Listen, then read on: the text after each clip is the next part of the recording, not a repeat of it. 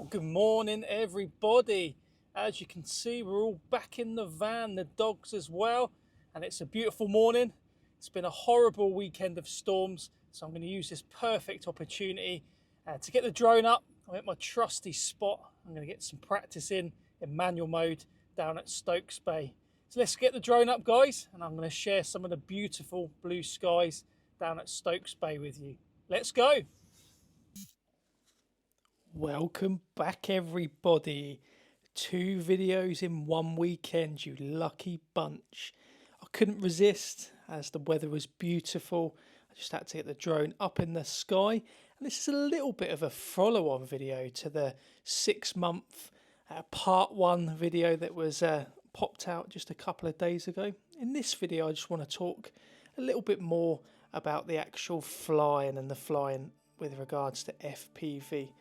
Because what I did was I looked at one of my earlier videos when I first started using the FPV Controller 3 and venturing into the world of full manual mode, and I must admit I was very scared. You can see that every time I take a turn and it goes wrong, I popped it into the pause mode, and it took me a little while to build up my confidence. Well, as time went on, practice makes perfect, and most of my flying now is done in full manual mode.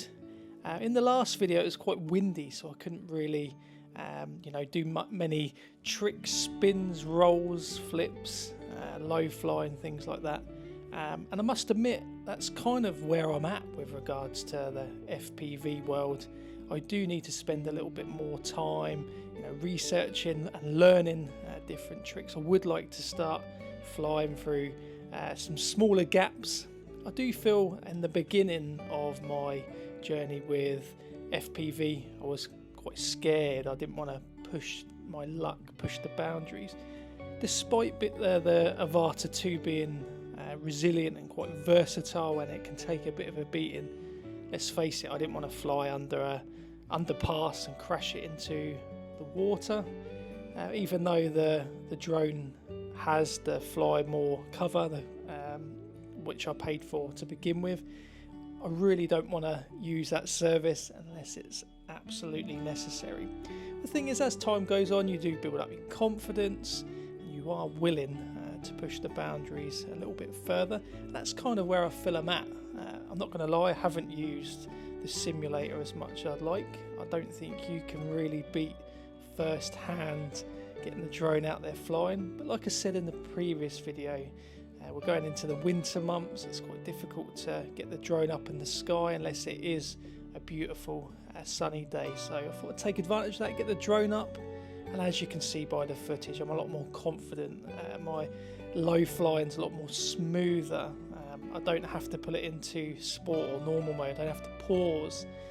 I'm quite happy with the flips, the rolls, but I just feel like now I want to take it to the next level, and like I say, not put my drone at any further risk, but it'd be quite exciting to get some better content and as well as learn some new skills with regards to the FPV manual mode, and get the very best out of the DJI Avata 2. So that's kind of where my next couple of videos are going to go. So yeah, like the previous video, guys, with regards to 6 months of having the Avata 2, my opinion has not changed. If this is the first time you're coming across this content, my advice would be, if you're thinking about getting a FPV drone, go and get the DJI Avata 2. As always, guys, enjoy the views. Today I'm at my local stomping ground of Stokes Bay in Gosport. This is where I do most of my practice. So if you do enjoy the footage, guys, like the video, drop us a comment down below and be sure to subscribe, and I'll see you next week. Thanks for watching.